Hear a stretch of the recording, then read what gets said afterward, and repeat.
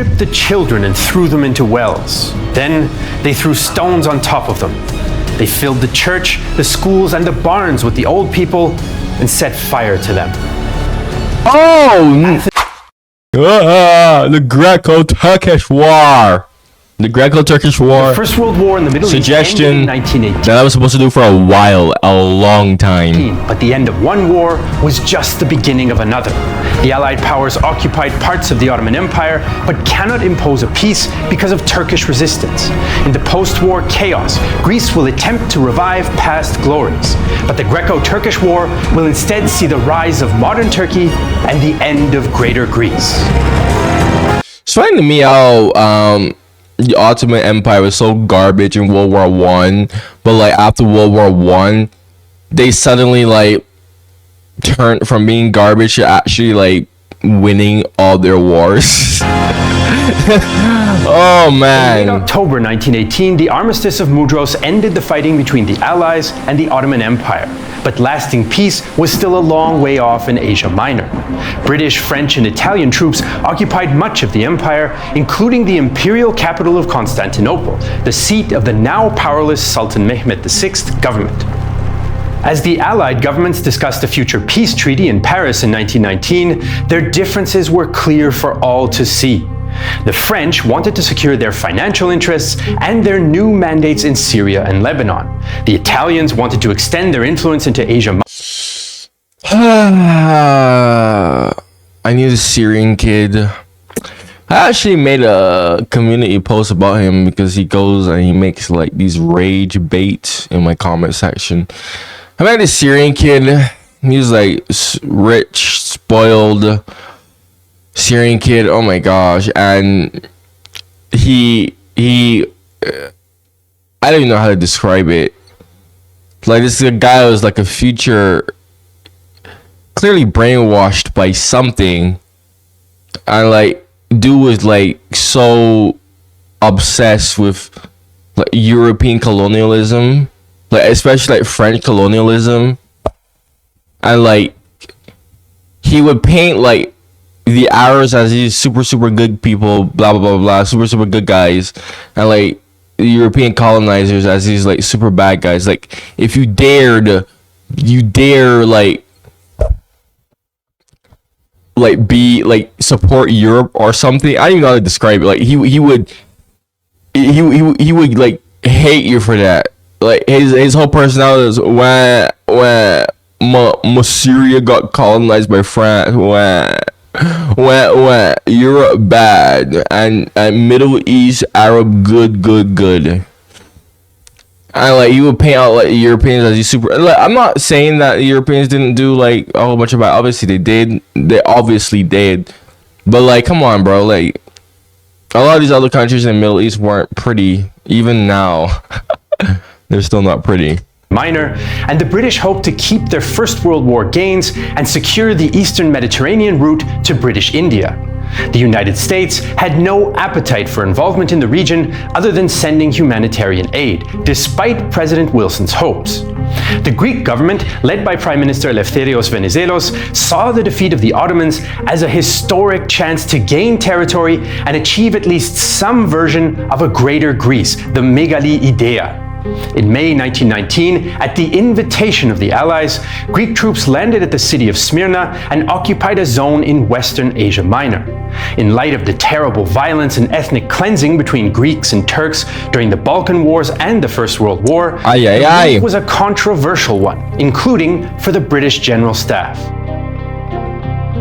Greek occupation will create a source of continual unrest, possibly culminating in an organized attempt by the Turks to reconquer this territory.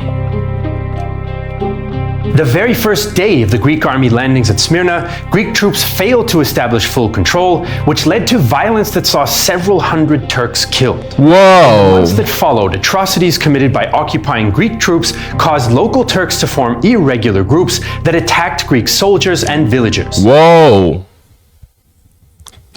Ay. But there's no good side.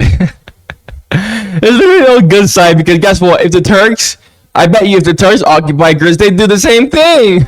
This marked the beginning of the Greco-Turkish War, known as the Asia Minor Campaign in Greece and the Turkish War of Liberation in Turkey. So the Greeks had established themselves in and around Smyrna, and local Turkish resistance groups had organized in response. But in the Turkish Anatolian heartland, a political and military national movement was growing. The impotence of the Ottoman government and the violence at Smyrna caused many Turks to rally around a nationalist cause that wanted to expel European and Greek troops and create a Turkish state. One Turkish nationalist described the effect of the arrival of Greek troops. After I learned about the details of the Smyrna occupation, I hardly opened my mouth on any subject except when it concerned the sacred struggle which was to be. This movement coalesced around Mustafa Kemal Pasha, who had commanded Ottoman forces in the Italo-Turkish, Balkan, and First World Wars. He and other nationalist leaders established a national assembly, eventually based at Ankara. Kemal's goal was simple: to create a new Turkish state, the sovereignty and independence of which would be unreservedly recognized by the whole world. Okay, so that's interesting to me because I know who Ataturk is. Like, the Ottoman Empire, right? The Ottoman Empire, I've always been trying to make sense of this. The Ottoman Empire lost, but Turkey was basically like the phoenix that rose from the ashes, right? So, isn't Turkey like the Ottoman Empire, but like a new government, basically? Or is it like an actual like new state? You know what I mean? Like how when the Soviet Union was created, it wasn't like, oh, the Russian government changed. No, the Soviet Union was a whole brand new state, brand new country that wasn't Russia, you know. So I was trying to make sense of that. If you can answer that, right? Because it's like the same thing in my country. When my country, Barbados, we were a constitutional monarchy, and when the government decided to abolish the monarchy, they were like, no, it's the same country, but the government system simply changed. Is that the same with Turkey? Or is the Turkish Republic like a whole brand new state? If that makes sense. If you could answer that, please do. Because I've always been trying to make sense of that, but I've never really been able to figure that out. As Kemal's nationalists organized in the east, the Sultan's Grand Vizier Damad Ferid Pasha also tried to preserve the country's sovereignty in Paris, but the Allied Big Four did not react to his pleas. In fact, the Allies were having trouble deciding what would become of Asia Minor. Not only did they have clashing interests, they were also divided about what to do with Armenian and Kurdish hopes for independence, and were worried by the reports of Greek atrocities. An Allied commission compared the Greek occupation around Smyrna to an annexation and recommended ending it, but Venizelos defended his position. The Greek claims on Smyrna and the neighboring region were not only well known, but they had been officially formulated to the conference. In occupying Smyrna, Greece knew that if she was not yet legally, she was at least morally entitled to it. The situation in Asia Minor got even more unstable in 1920. From January, French and Armenian troops fought Turkish national forces around Marash, Urfa, and Antep, with Turkish fighters murdering 10,000 Armenians at Marash, and Armenian units murdering smaller numbers of Turkish civilians in response. Bro, oh my gosh, man. Welcome to the Balkans. Well, it's not the Balkans, but it's close enough. I know it's Anatolia/Asia Minor, but still. Ottoman elections saw Kemal's nationalists win representation in parliament, but the British arrested many of them and formalized the occupation of Constantinople. In April, the Allied powers finally agreed on the terms of the Treaty of Sèvres to formally end the war with the Ottoman Empire. Britain got most of what it wanted, including internationalization of the Straits and a guarantee of Armenian and Kurdish states. France and Italy. Now, this is interesting to me because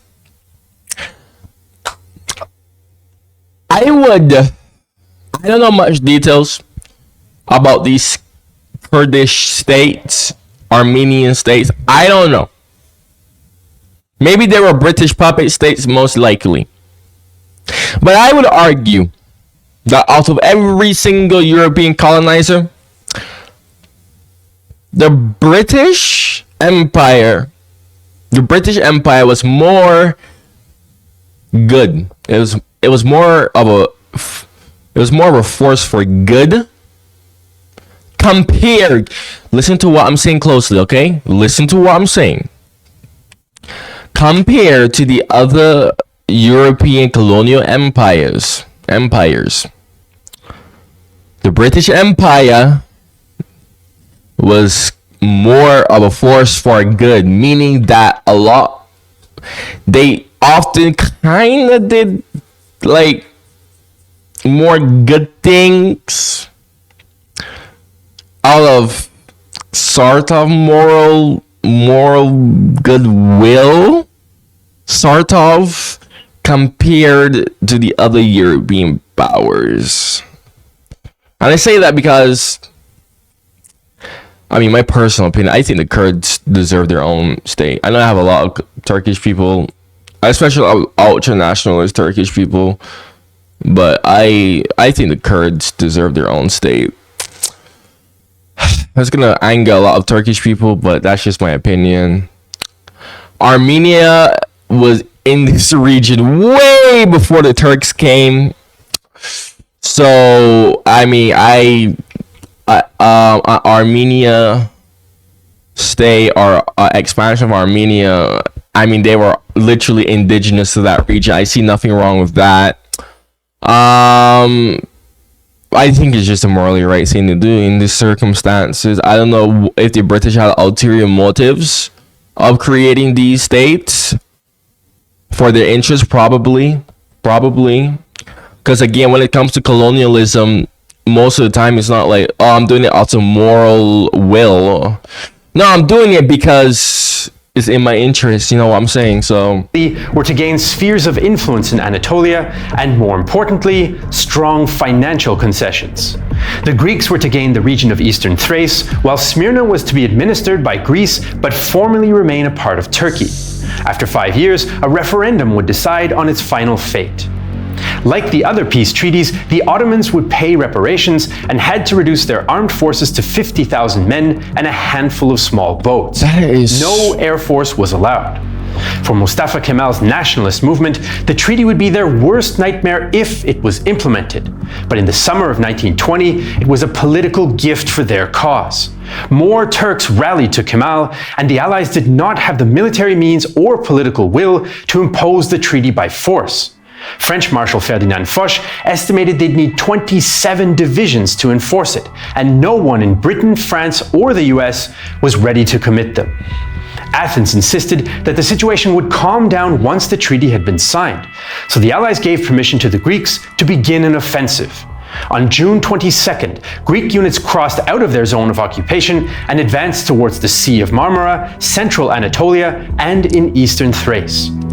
Kemal was still in the early stages of creating a Turkish nationalist army, so Turkish troops mostly withdrew on a fighting retreat, although both sides accused the other of committing atrocities along the way. Bro, everyone did it. Troops captured Edirne, Iznik, and Uşak before the French and Italians called for a stop to the advance. The Greeks had two options: to concentrate on eastern Thrace or to try to crush Kemal in Anatolia. The military favored the Anatolian option, but Venizelos chose to wait in the hopes that the British would send more troops. But the British did not send more troops. Bro, you missed opportunity right then and there. I'm pretty sure Ataturk could not have done anything had the Greeks literally went and continued their advance, bro. Oh my gosh, you missed opportunity. Signed the Treaty of Sèvres in August. The reality on the ground looked nothing like the one envisioned on paper. By late 1920, the Turkish National Assembly's regular army had grown to 86,000 men, and the Greek army of Asia Minor had grown to 100,000 and still stood deep in Anatolia without a political solution in sight. The Turks even launched their first serious offensive along the Gediz River in October, and even though Greek forces stopped them, it was a sign of growing Turkish organization and skill. Kemal also took the offensive in the east against the Armenians and pushed them back onto the territory of the former Russian Empire, in fighting that saw widespread atrocities against civilians. At the same time, Greek political life had been badly split between the supporters of Venizelos and those of exiled King Constantine since the First World War. By this time in the Greco-Turkish War, the tensions within Greece deepened even further. The country had lost most of its allied support, was in an economic crisis, and in October, King Alexander was bitten by a monkey and died of the subsequent infection. What in the... I've heard of that. I've heard that when wild animals bite you, or any animal, yeah, you could get something from it and you could die. Oh my gosh. The fact that, oh wow. Survived the schism between the Venizelists and royalist supporters of King Constantine. Venizelos was defeated in the elections that fall, and Constantine, who was disliked by the Allies for his pro-German stance in the First World War, returned to the throne of Greece in December 1920. Venizelos later reflected on his defeat.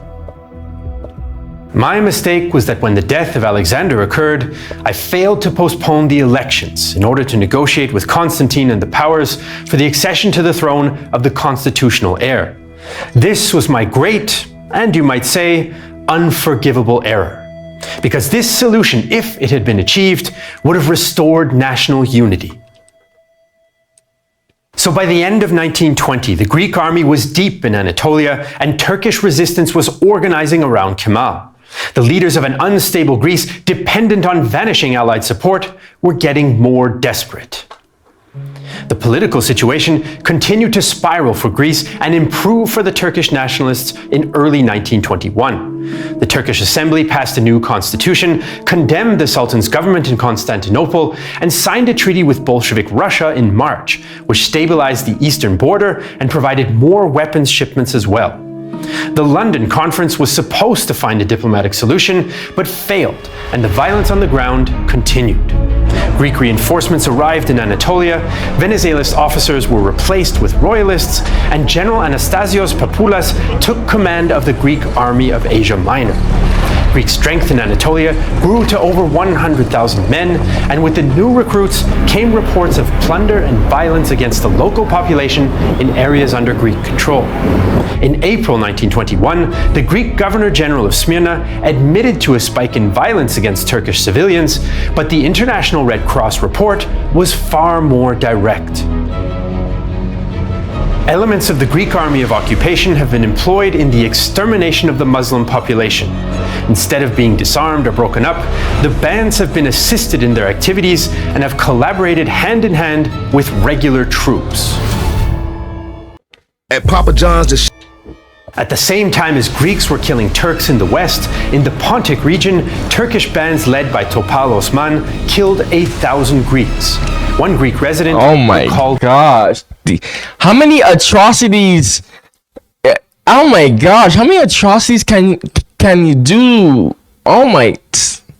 And it's both sides, bro. Both sides, like, are just oofing at each other, man. Atrocities. They stripped the children and threw them into wells. Then they threw stones on top of them. They filled the church, the schools, and the barns with the old people and set fire to them.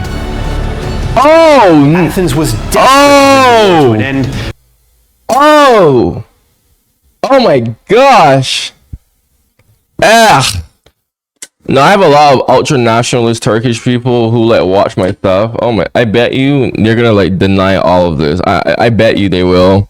But many felt that there was no chance of victory. Even Greek General Ioannis Metaxas, who was by now out of the army, bluntly said that the war could not be won.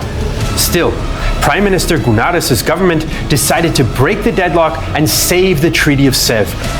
The Greeks attacked at the Battle of Inonu in January, and although they executed a planned withdrawal after their advance, the Turks saw the battle as a defensive victory that boosted morale. In March, the Greeks attacked again, this time to capture important rail links near Kütahya. More than 60,000 Greek troops made good progress in the north and the south, where they captured the town of Afyonkarahisar, but poor coordination and a Turkish counterattack pushed them back. The Second Battle of İnönü was another Turkish defensive victory. The next Greek attempt to break the stalemate began on July 10, 1921. By this time, the Army of Asia Minor had grown to 200,000 troops, 4,000 machine guns, and 410 artillery pieces. The Turks had also reorganized their 122,000 men, 700 machine guns, and 160 artillery pieces under İsmet Pasha. This time, the Greeks tried to encircle and destroy the Turkish army near Kütahya. By the 20th, they had retaken Afyonkarahisar, pushed the Turks across the river Sakarya, and occupied the towns of Kütahya and Eskişehir. The Turks counterattacked but failed to regain the lost ground. The Greeks had won a clear victory at the Battle of Kütahya, Eskişehir, but the army of Asia Minor had failed in its main objective of destroying the Turkish army. The battle had cost the Greeks about 8,000 men and the Turks about 30,000, although many of these had lost contact with their units and would fight another day. The Greek advance caused panic in Ankara, and the Council of Ministers ordered the government to evacuate. But Kemal and Fevzi Pasha declared that the army would stay and fight, and the assembly voted for the politicians to stay. The Greek army didn't have the strength to continue the offensive, but Greek command was unwilling to admit its failure and planned one last gamble at the Battle of Sakarya. British observer Arnold Toynbee felt that the Greeks had no chance.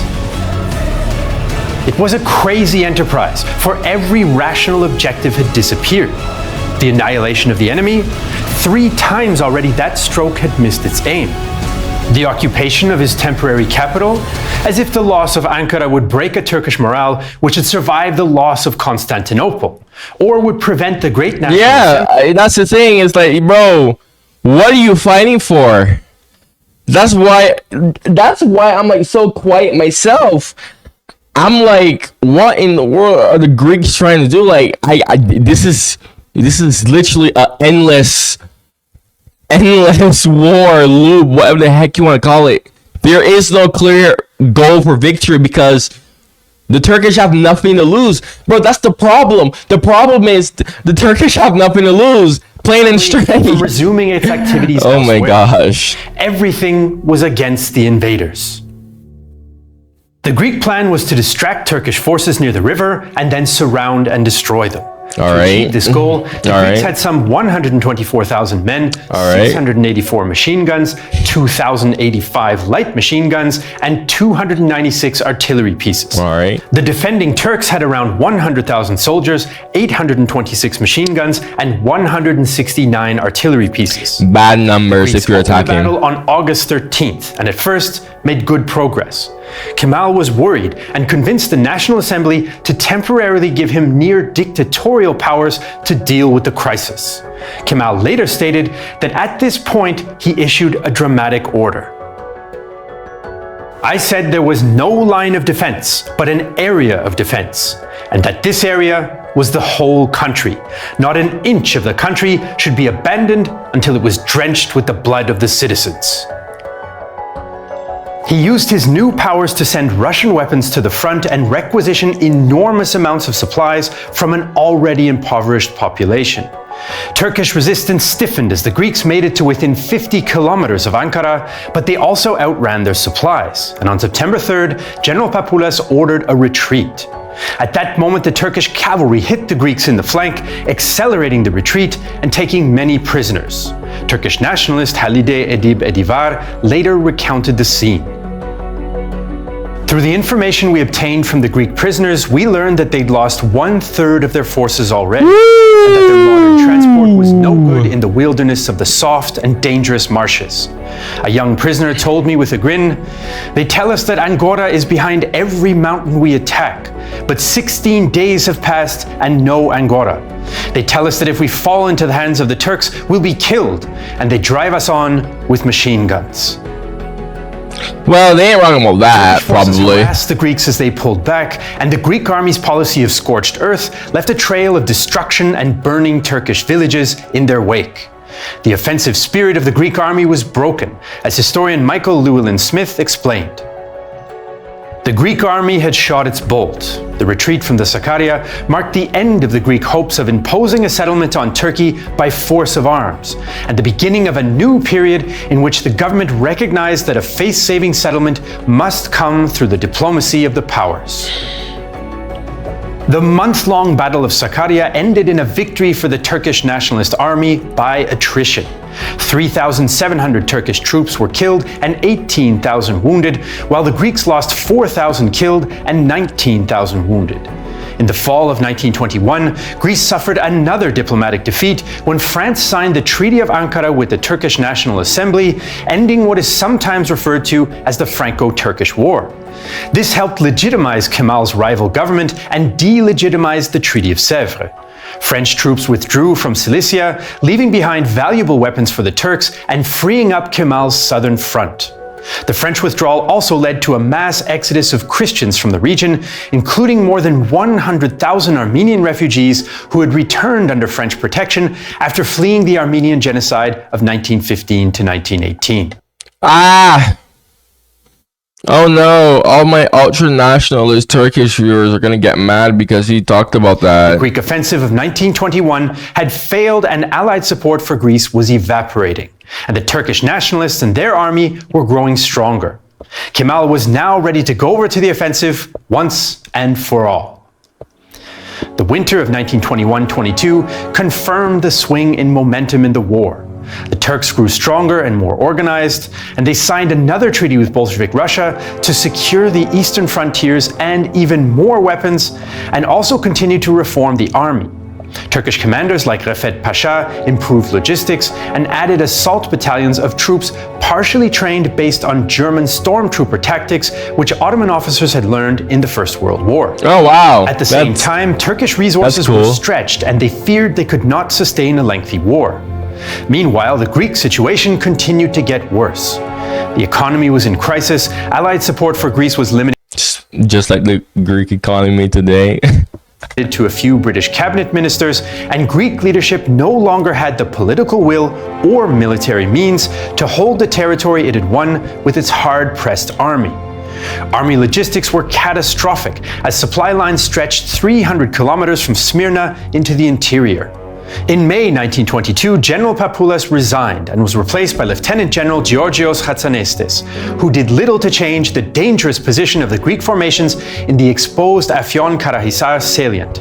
Athens was so desperate to force a solution that in June it transferred Greek units from Anatolia to eastern Thrace to march on Constantinople, a move that the Allies simply blocked. The Turks felt that they had to strike before further Greek reinforcements arrived in Anatolia, and they launched the Great Offensive, or Büyük Taarruz, on August 26th.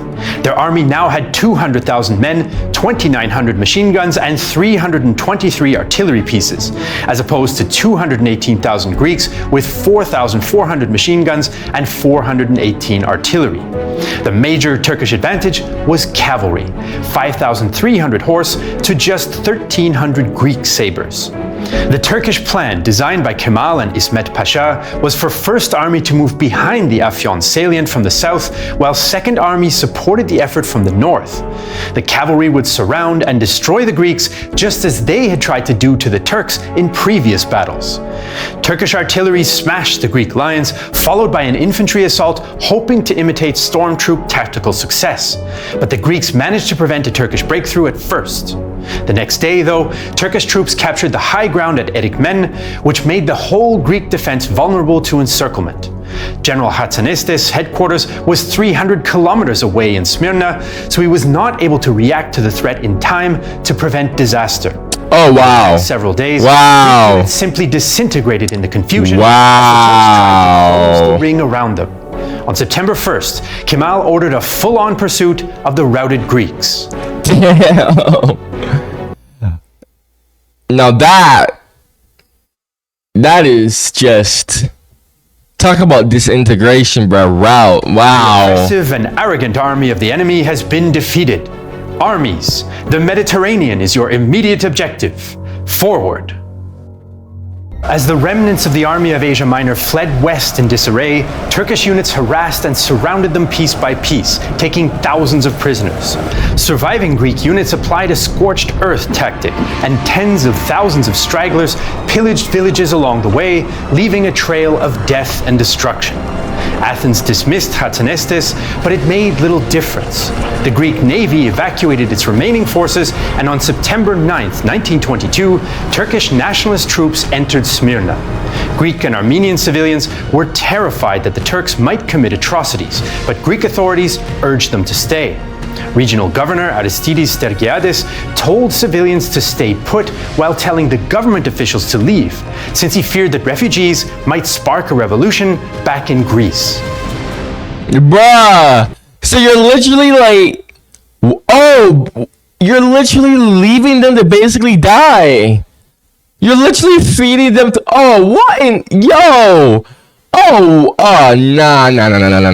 nah, what? Oh, that is so wrong. That's so freaking... Dude, that is so wrong. Better for them to stay here and be slaughtered by Kemal than for them to go to Athens and turn everything upside down. Oh my... Yo! The Archbishop of Smyrna... That is one of the wildest things I ever heard. What? Pleaded in vain with Venizelos to save the Christian community. Hellenism in Asia Minor, the Greek state, and the entire Greek nation are descending now to a hell from which no power will be able to raise them up and save them. It is a real question whether when Your Excellency reads this letter of mine, we shall still be alive. Turkish soldiers and civilians now took what they saw as revenge on Christians of Smyrna, despite the presence of Allied warships in the harbor. The day they arrived, Turkish officers under the orders of Nureddin Saklai Pasha delivered the Archbishop to a group of Turks who mutilated and killed him. 4 days later, Smyrna's Armenian quarter began to burn, and the flames quickly engulfed the Greek and European quarters until 50 to 75% of the city had been destroyed. Most Western and Greek historians argue the fires were either deliberately started or spread by Turkish troops, which many Turkish historians debate. In the origin of violence and... Of course. Of course, it's the Turkish historians that debate that. Of course, they're going to deny it. They all do. Look, I know I have Turkish people who watch my stuff a lot, but I've met so many Turkish people and they all deny this stuff, bruh. Fire, an estimated 12 to 30,000 Christians were killed. Some of the refugees were eventually taken on board Allied ships. Many others threw themselves into the sea to escape the flames and the Turks and drowned. The Asia Minor catastrophe, as the Greeks called it, caused political chaos in Greece. On September 24th, Colonels Gonatas and Plastiras led a coup that deposed the government and King Constantine abdicated. The Venizelists returned to power, and several royalists, including former Prime Minister Gunares and General Hatzanestes, were executed. On October 11th, 1922, Greece and nationalist Turkey signed an armistice, which ended the fighting in the Greco-Turkish War. One of the conditions was that Greek soldiers and civilians had 2 weeks to leave eastern Thrace, causing a massive exodus witnessed by Toronto Daily Star reporter Ernest Hemingway.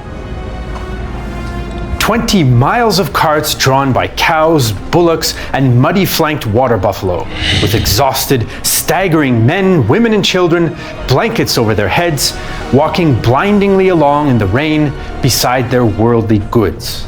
They are the last of the glory that was Greece. By the end of 1922, 1.5 million had fled or been driven from Turkey. As Greece imploded, Turkish victory also provoked the Çanak crisis in Britain. As Turkish forces advanced towards Gallipoli and Constantinople, there was a risk of war between British occupying forces and the Turkish nationalists. Prime Minister David Lloyd George and Colonial Secretary Winston Churchill wanted to fight for the empire's gains in the First World War, and to prevent Britain losing prestige in its Muslim colonies by losing to a Muslim power. But France, the United States, Italy, the British press, British trade unions, and the rest of the British government were not willing to fight. As British and Turkish troops faced each other across the barbed wire in the neutral zone, Canada and Australia refused to send troops. The Conservative Party withdrew from the coalition government. Now that's how you know. That's how you know. Like, nobody wants to do that. Canada and Australia, bro. Not even the Dominions. Oh my gosh, not even the Dominions, bruh. The Dominions don't even want no part of that. Oh man, that's how you know it's like it's bad. Not even Canada and Australia, and they're like always behind Britain's back, like always. They're the main Commonwealth countries that are always backing Britain, bruh. Even they're like, yo, we want no part of that. Oh wow, okay, that speaks like millions to me. If even Canada and Australia just straight up refuse, that is wild, man. And Lloyd George resigned. The Conservatives then formed the 1922 committee to make sure it never made the same mistake as Lloyd George when he became out of touch with the parliamentary rank and file. Soon after the crisis, the British and Turks signed an armistice, and Kemal's new government deposed the Sultan to make way for a new Turkish republic. Lasting peace was finally... Okay, interesting. So earlier I asked, was the system simply changed, or was the government change? So the Ottoman Empire and Turkey are the same country, it's just that the system of government changed? Right? I don't know, man. I hope someone explained that to me. Established with the Treaty of Lausanne in 1923, which replaced the Treaty of Sèvres and confirmed the modern borders between Greece and Turkey. It also confirmed the population exchange that had largely taken place during the upheavals of the previous years. 1.2 million Thracian and Anatolian Orthodox Christians ended up in Greece, and 400,000 Balkan Muslims ended up in Turkey. Tens of thousands of civilians had also been killed as the cycle of revenge killings and ethnic cleansing continued from the Balkan and First World Wars. Of course! The Turkish War, or Turkish War of Liberation, was a deadly conflict on the battlefield as well. Turkish military losses were 13,000 killed and 35,000 wounded, while Greece suffered 23,000 dead, 50,000 wounded, and 35,000 prisoners. It was also, perhaps, the final phase of the long and bloody series of wars that followed the First World War. The long and ugly war between Greece and Turkey is just one of the conflicts that we think it's important to cover in our documentaries. We also made an epic... Is it done? Yes, it's done. Yeah, okay. You made it all the way here.